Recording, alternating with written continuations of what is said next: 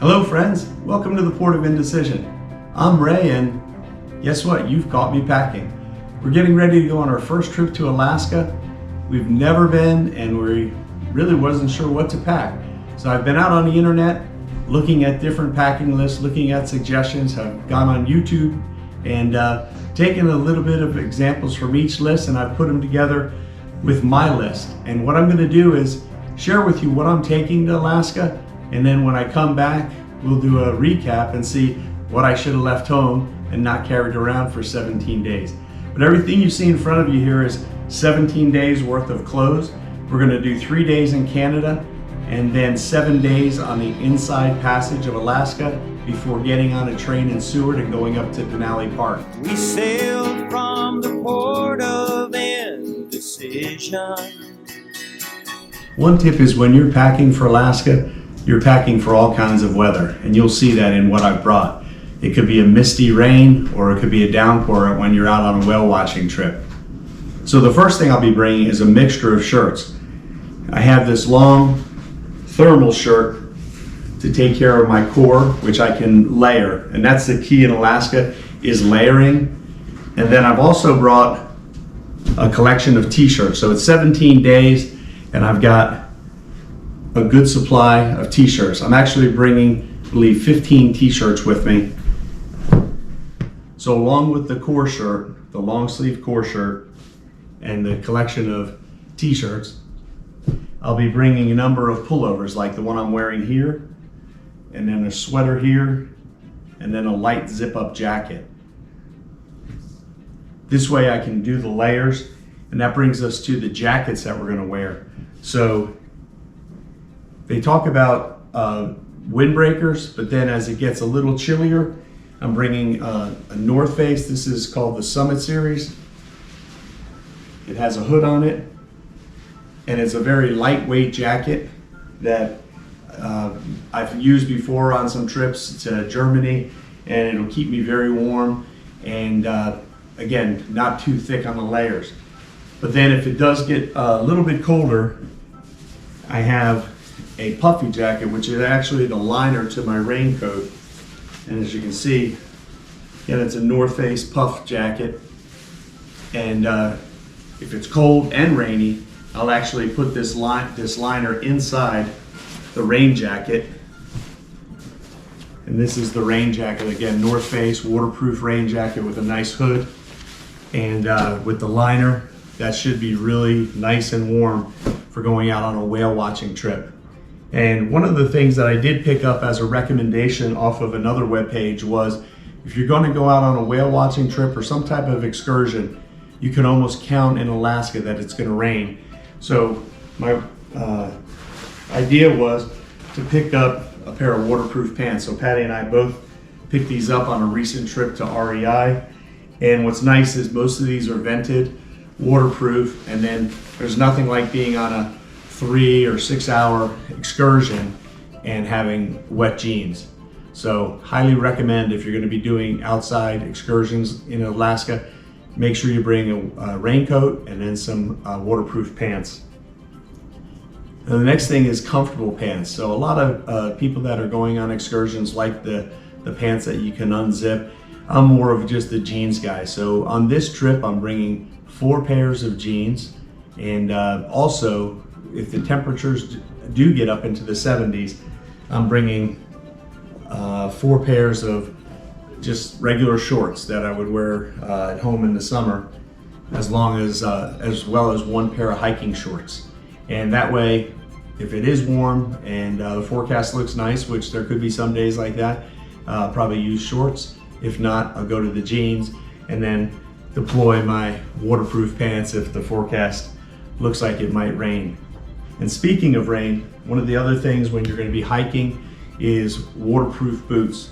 So I've got a pair here of Merrell hiking boots, waterproof. You can see a nice rugged bottom, and these should do us well while we're on the trip. And when hiking, again, I brought about 14 or 15 pairs of socks, some hiking socks.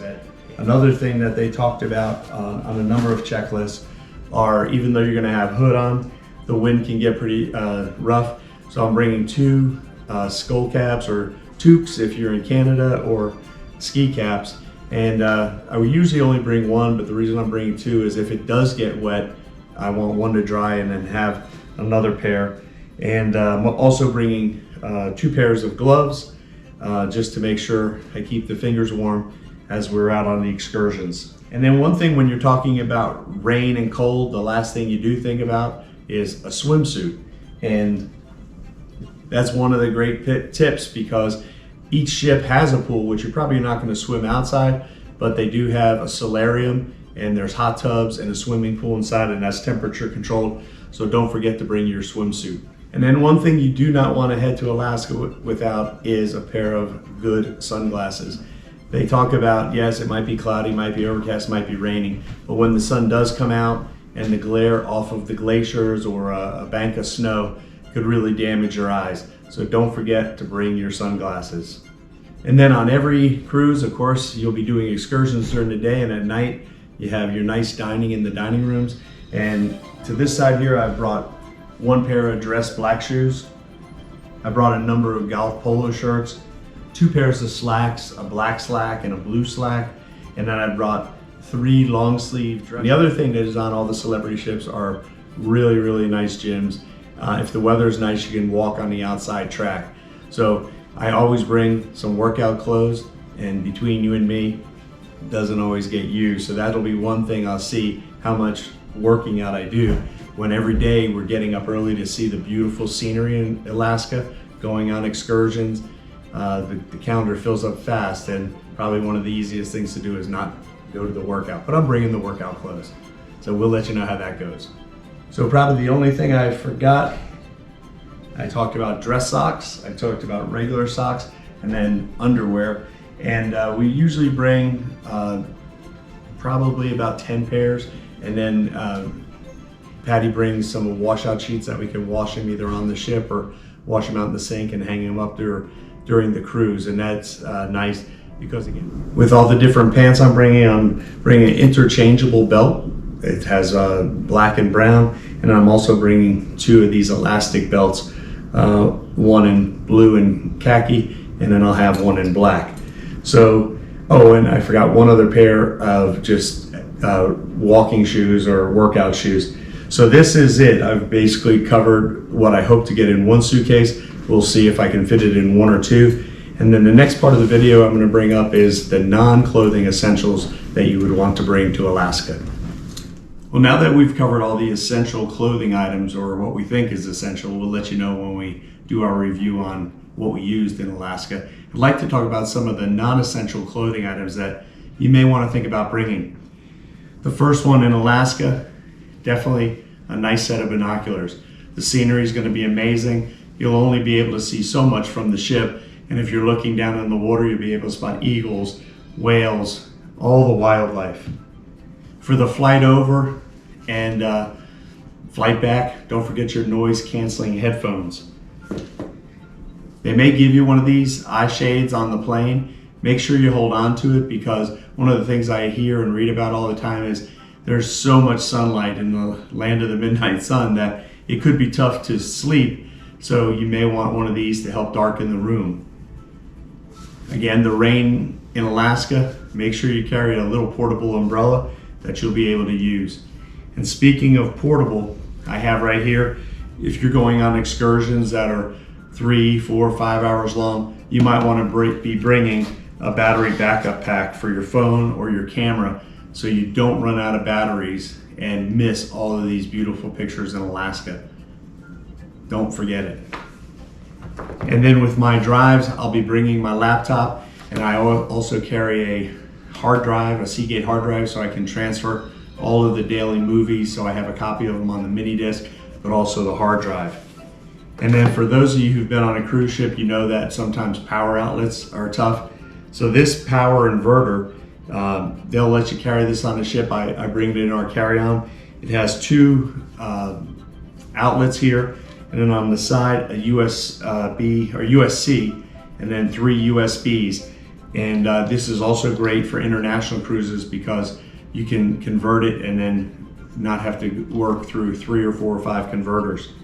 And then something that I picked up by being on some of the different YouTube channels is when you go on these excursions, you put everything, your hat, your jacket, your footwear to keep you dry, but some of your valuables.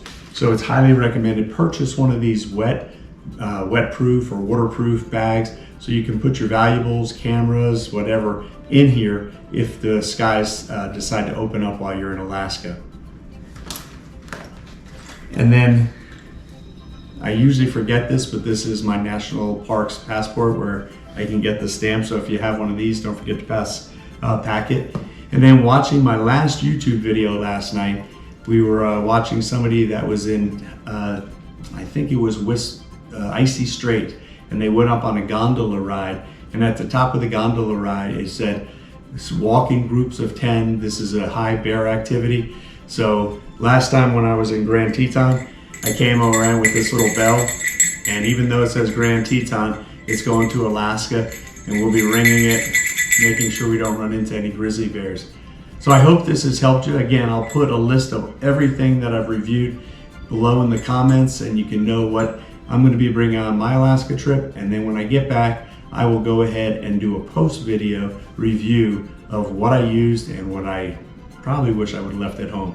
So thanks again for watching. If you're not a subscriber to the Port of Indecision channel, please go ahead and click that subscribe button, give it a thumbs up, and leave your comments. And we'll be posting some YouTube shorts while we're in Alaska. But when I get back, that's when I'll be putting together more of the different port movies from all of our adventures there. We'll see you soon.